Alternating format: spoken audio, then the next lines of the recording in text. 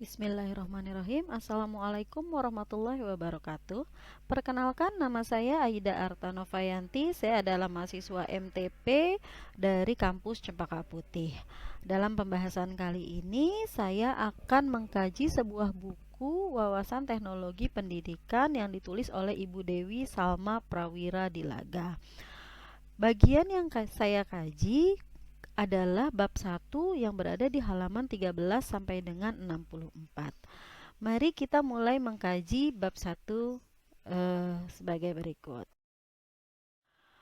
Bahasan yang akan kita bahas adalah mengenai esensi teknologi pendidikan. Esensi teknologi pendidikan yang akan kita bahas adalah konsep daripada teknologi, rumusan teknologi pendidikan, dan juga kawasan teknologi pendidikan. Dalam konsep teknologi, kita akan membahas mengenai definisi, sifat, dan contoh daripada teknologi. Dalam bahasan mengenai rumusan TP, kita akan membahas rumusan TP berdasarkan AICT atau Association for Educational Communication and Technology, dan juga rumusan TP dari pakar lainnya. Dalam kawasan teknologi pendidikan, kita juga akan membahas berdasarkan AICT dan juga pakar lainnya. Kita akan masuk kepada konsep daripada teknologi. Konsep daripada teknologi itu kita akan membahas mengenai pengertian, sifat, dan contohnya. Teknologi seringkali dikaitkan dengan komputer. Namun sebenarnya kedua istilah tersebut adalah berbeda, karena komputer itu merupakan salah satu wujud daripada teknologi, tapi komputer bukan satu-satunya bukti teknologi. Nah, kita akan membahas mengenai teknologi berdasarkan para ahli. Menurut Hein dan juga Seidler dan Hennig, teknologi selain diartikan sebagai mesin, dia juga mencakup sebuah proses, sistem, manajemen, dan mekanisme pantauan, baik manusia itu sendiri maupun prosesnya. Menurut Seidler, teknologi berasal dari bahasa Yunani yang artinya seni, kerajinan tangan, atau keahlian. Bahkan ia juga menerangkan bahwa teknologi di bangsa Yunani kuno diakui sebagai suatu kegiatan khusus sebagai pengetahuan. Nah, dari berdasarkan pakar tersebut dapat kita ambil kesimpulan bahwasanya konsep teknologi tadi adalah yang pertama terkait dengan sifat rasional dan ilmiah. Yang kedua, teknologi juga menunjuk pada suatu ilmu keahlian, baik itu seni maupun kerajinan tangan. Teknologi juga dapat diterjemahkan sebagai teknik atau cara pelaksanaannya. Teknologi merupakan suatu kegiatan atau sebagai suatu proses. Teknologi mengacu pada penggunaan mesin-mesin dan perangkat keras. Sifat daripada teknologi menurut Sumitro Joyo Hadikusumo ada teknologi maju, teknologi adaptif, dan teknologi protektif. Teknologi maju itu terkait dengan sumber energi, mineral, nuklir, dan ada juga beberapa bidang teknologi angkasa luar. Teknologi adaptif adalah teknologi yang bersumber pada penelitian dan pengembangan di negara maju, sehingga dia juga harus disesuaikan dengan perkembangan masyarakatnya. Sedangkan protektif itu adalah untuk mengamankan lingkungan hidup bagi masa depan. Menurut Quraisy Shihab, teknologi itu ditemukan sebagai perpanjangan fungsi organ manusia, yaitu membantu manusia dalam menyelesaikan pekerjaan, perluasan atau penciptaan organ yang baru, maka dia dapat mengambil alih pekerjaan manusia dan juga bisa sebagai saingan manusia karena teknologi terus-menerus berkembang sehingga dia menjadi saingan daripada manusia. Menurut Hennig, sifat daripada teknologi itu dapat ditiru, dapat diandalkan, dapat dikomunikasikan, dan berkaitan juga dengan sifat yang ditiru, dia dapat lebih cepat tersebar ataupun menyusut, tergantung daripada baik atau buruknya teknologi tersebut. Dari pakar tersebut dapat kita simpulkan bahwa sifat daripada teknologi itu yang pertama dia memiliki pola pikir yang sistematis, lalu juga merupakan temuan ilmiah. Teknologi juga merupakan bukti kecanggihan proses berpikir manusia. Teknologi juga merupakan memiliki sifat bukti kebudayaan dan peradaban. Ini terbukti pada tahun 700 pada tahun 770 sampai dengan 825 Masehi, kita melihat satu keajaiban dunia yang tidak dapat diragukan. Salah satunya teknologi dunia yang tidak dapat kita abaikan, yaitu Candi Borobudur. Karena Candi Borobudur itu bukan hanya sebagai simbol agama Buddha, melainkan wujud teknologi canggih yang ada pada zamannya, terbuat dari bebatuan kukuh yang lekat satu dengan yang lainnya. Keindahan tatanan cerita di dindingnya menjadi bukti kepiawaian dan kecerdasan masyarakat pada saat itu. Maka dapat dibuktikan bahwa teknologi memiliki sifat bukti kebudayaan dan peradaban. Teknologi juga bersifat bermanfaat. Nah, contoh-contoh daripada teknologi, yang pertama kita bisa lihat pada tahun 2,5 juta sampai dengan 10.000 tahun sebelum Masehi, itu ada kapak yang dianggap sebagai teknologi pada zamannya. Kapak kuno ini dapat membantu manusia untuk memenuhi kebutuhan hidupnya. Jadi peralatan ini digunakan oleh manusia pada zaman tersebut. Dan juga terlihat di sini ditemukan pada tahun 4000 sebelum Masehi, itu di daerah Mesopotamia yang sekarang disebut Irak. Ini adalah roda kuno yang merupakan cikal bakal dari bentuk roda yang sekarang kita temui pada saat ini. Nah, dulunya ini merupakan alat tembikar. Namun, seiring dengan berjalannya waktu dan berkembang, maka ini digunakan sebagai bagian daripada alat transportasi. Di sini juga kita bisa lihat ada contoh komputer. Komputer dari generasi ke generasi semakin berkembang. Yang dulunya komputer itu memakan banyak space di dalam ruangan sehingga menjadi sekecil ini dari generasi pertama sampai dengan generasi kelima. Begitu juga dengan TV. Pada tahun 1950-an, TV berbentuk tabung juga memenuhi memakan space dalam ruangan. Semakin berkembang TV semakin tipis sehingga menjadi TV LED yang dapat kita nikmati sekarang. Nah, dulu kita pada saat minum kita menampung air, kita menggunakan teko dari tanah liat. Seiring berjalannya waktu kemudian ditemukanlah sebuah dispenser di mana kita dapat mengatur sesuai dengan kebutuhan dan keinginan kita, apakah kita ingin air panas, air dingin, atau air biasa. Banyak sekali contoh-contoh teknologi yang tidak dapat saya sampaikan satu persatu. Teknologi sendiri sebenarnya bisa juga dalam berbagai bidang di masyarakat, tergantung daripada manfaat daripada teknologi tersebut. Misalnya dalam bidang kuliner dan kesehatan kita bisa lihat telur asin. Telur asin itu salah satu pengawet makanan konvensional. Tekniknya menggunakan penggaraman dan abu gosok. Lalu kemudian tahan untuk disimpan dan layak dikonsumsi dalam waktu berbulan-bulan. Itu juga merupakan salah satu teknologi dalam bidang kuliner. Terus di bidang kesehatan kita juga melihat bahwa di suatu negara seperti India kita lihat bahwa mereka jarang sekali terkena penyakit musiman seperti flu. Ternyata itu dikarenakan hidangan atau masakan di sana mengandung rempah atau rimpang yang dapat digunakan untuk meningkatkan daya tahan tubuhnya. Nah, setelah itu dibuktikan di laboratorium bahwasanya kandungan yang ada di dalam rempah-rempah itu terbukti dapat meningkatkan daya tahan tubuhnya. Nah, dalam cagar budaya kita juga dapat melihat seperti yang tadi saya sebutkan bahwa ada Candi Borobudur yang merupakan wujud daripada keajaiban dunia. Baiklah, sekarang kita akan masuk kepada bahasan selanjutnya, yaitu rumusan dan kawasan teknologi pendidikan yang dirumuskan oleh organisasi tertua dari teknologi pendidikan, yaitu Association for Educational Communication and Technology yang disingkat dengan AECT. AECT sendiri telah merumuskan teknologi pendidikan berkali-kali semenjak didirikan.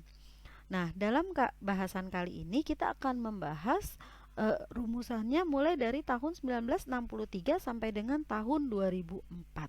Kita akan mulai dari rumusan pada tahun 1963.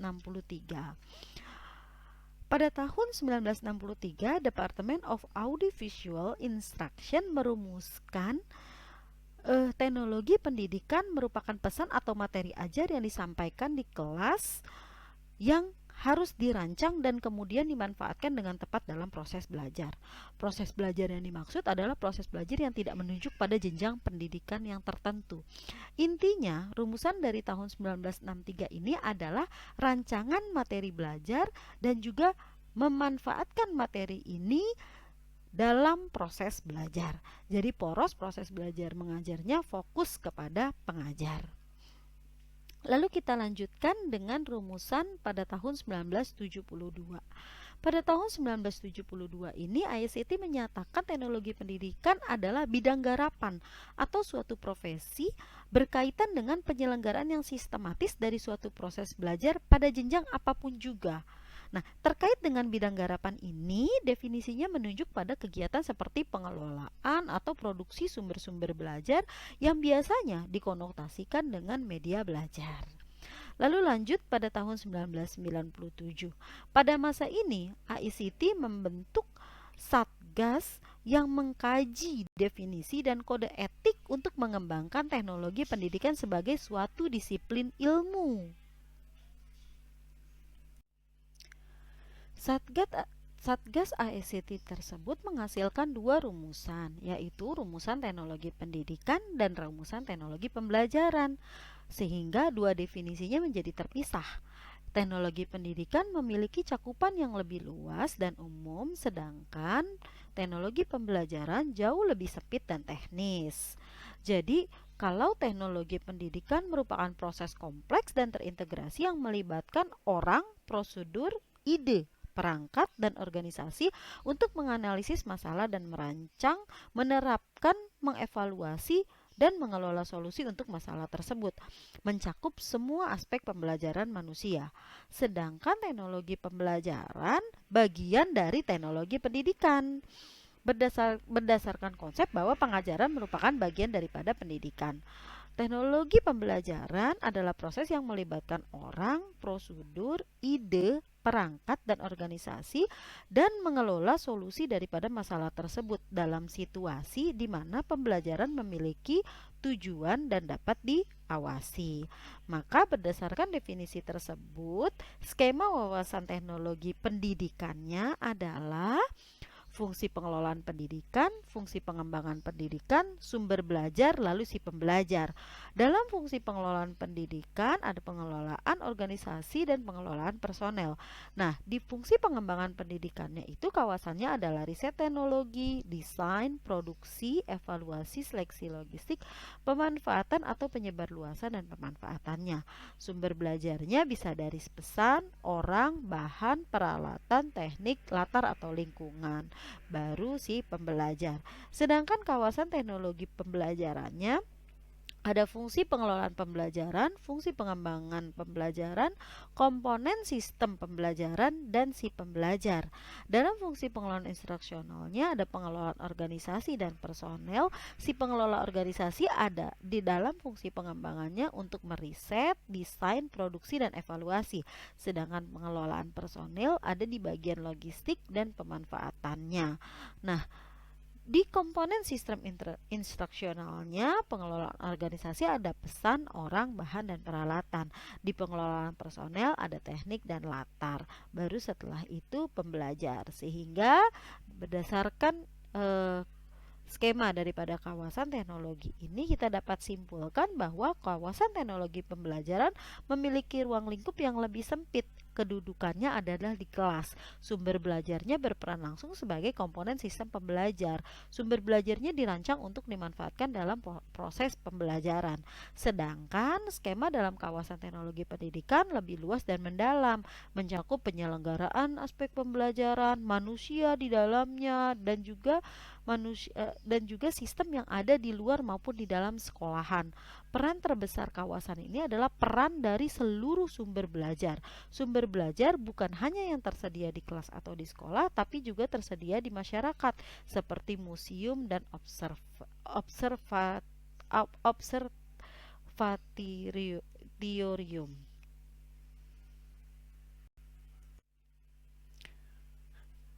Selanjutnya adalah rumusan teknologi pendidikan di tahun 94. Pada masa ini, dua definisi yang tadi sebelumnya dirumuskan oleh Satgas Tugas kembali dikerucutkan menjadi satu rumusan, yaitu teknologi pembelajaran. Namun di sini kita memunculkan istilah teori dan praktek. Maksudnya, teknologi pembelajaran adalah rancangan teori dan praktek, pengembangan, pemanfaatan, manajemen, dan evaluasi proses dan sumber daya untuk pembelajaran. Teknologinya menekankan pada teori. Teori ini untuk memandu para praktisi dalam menerapkan kinerja. Lalu selanjutnya ada masukan dari praktek lapangan, kemudian diteliti, lalu teorinya diperbaiki berdasarkan masukan dari praktisi yang ada di lapangan. Diralat sehingga keilmuan teknologi pembelajarannya menjadi lebih kukuh dan lebih dinamis. Kawasan dari rumusan tahun 1994 ini terbagi menjadi 5 kawasan, yaitu kawasan desain, kawasan pengembangan, kawasan pemanfaatan, kawasan pengelolaan, dan kawasan penilaian. Dalam kawasan desain ada proses untuk menentukan kondisi belajar. Jadi dia meliputi desain sistem, pesan, pembelajaran, karakteristik, dan lain-lain. Semuanya mengenai perancangan yang kegiatannya dilakukan dengan cara sistemis dan sistematik. Lalu selanjutnya ada kawasan pengembangan. Proses penerjemahan spesifikasi perancangan ini kemudian dalam bentuk fisik, menyangkut banyak variasi teknologi seperti ada teknologi cetak, audiovisual, berbasis komputer, dan lain-lain. Maka di sini menjadi tumpuan daripada pengolah pesan agar dapat menghasilkan sumber daya sesuai dengan rancangan yang sudah dibuat. Selanjutnya ada kawasan pemanfaatan. Nah, disinilah ada pemanfaatan media, difusi inovasi, lalu ada implementasi kebijakan dan regulasi. Secara mikro, kawasan ini terkait dengan pemilihan strategi, bahan, dan peralatan media belajar untuk meningkatkan suasana belajar. Lalu selanjutnya ada kawasan pengelolaan. Kawasan ini meliputi perencanaan, perorganisasian, pengkoordinasian, dan supervisi. Pekerjaannya dimulai dari administrasi pusat media, lalu program dan pelayanan daripada pemanfaatan media. Selanjutnya terakhir adalah kawasan penilaian. Proses penentuan memadai atau tidaknya pembelajaran dan belajar ditentukan dari sini. Penilaian merupakan kegiatan untuk mengkaji serta memperbaiki suatu produk atau program. Jadi perbaikannya akan dilakukan berdasarkan informasi dan masukan yang diterima, dan penilaiannya merujuk pada tujuan pembelajaran. Penilaian tidak merujuk daripada perbandingan antara satu pembelajar dengan pembelajaran yang lainnya. Lebih merujuk kepada tujuan pembelajaran. Selanjutnya adalah rumusan yang dirumuskan oleh pakar yang tergabung dalam AECT di tahun 2004. Secara ringkas, definisi ini mengandung keistimewaan karena di sini itu ada studi dan praktik etis, memanfaatkan pembelajaran dan meningkatkan kinerja dengan menciptakan, menggunakan, dan mengelola proses, namun ada etika, mengindahkan etika dan estetika. Jadi secara ringkasnya ada belajar dan kinerja, yaitu peningkatan kemampuan seseorang melalui jalur formal atau untuk meningkatkan kinerja dalam dunia kerja atau profesi. Lalu ada proses teknologi dan sumber. Jadi program pendidikan dan pelatihannya dapat diakses di dunia maya menggunakan berbagai perangkat teknologi. Nah, mengindahkan etika dan estetika yang dimaksud adalah dalam penggunaan teknologi digital, tentunya banyak orang yang akan bisa mengakses karya yang dibuat oleh setiap teknolog. Maka Ini kita harus mengingatkan setiap teknolog untuk pentingnya mengindahkan hak orang lain dan mengarahkan kepada keindahan seni dan cita rasa dalam pengembangan karyanya. Nah, di kawasan di rumusan tahun 2004 ini eh, dimulai dari istilah studi dan praktek beretika. Ini mengatur para teknolog untuk berperilaku yang baik. Jadi secara keseluruhan semua kawasannya membahas tentang apa yang sudah, sedang dan sebaiknya dilakukan oleh para teknolog. Bagaimana para teknolog tersebut dapat menjawab tantangan dan melaksanakan pekerjaannya terkait dengan belajar dan kinerja di masa lampau, masa sekarang, dan masa yang akan datang. Jadi pekerjaannya meliputi studi dan juga praktek yang beretika. Dia mendalami TP serta meningkatkan potensinya. Jadi kajian yang dilakukan oleh teknolog ini dipersepsikan tidak terbatas hanya pada metode hipotesis dan pengolahan data, tapi juga mendorong si peneliti untuk sebagai bentuk dari disiplin penelitiannya untuk merumuskan teori, menganalisis filosofis, lalu menyelidiki sejarahnya. Ada juga proyek pengembangannya, menganalisis setiap kesalahan dan menganalisis sistem dan evaluasi. Etika dalam teknologi pendidikan, penghargaan terhadap karya dan kreativitas orang lain, pengakuan terhadap keberadaan dan kebenaran.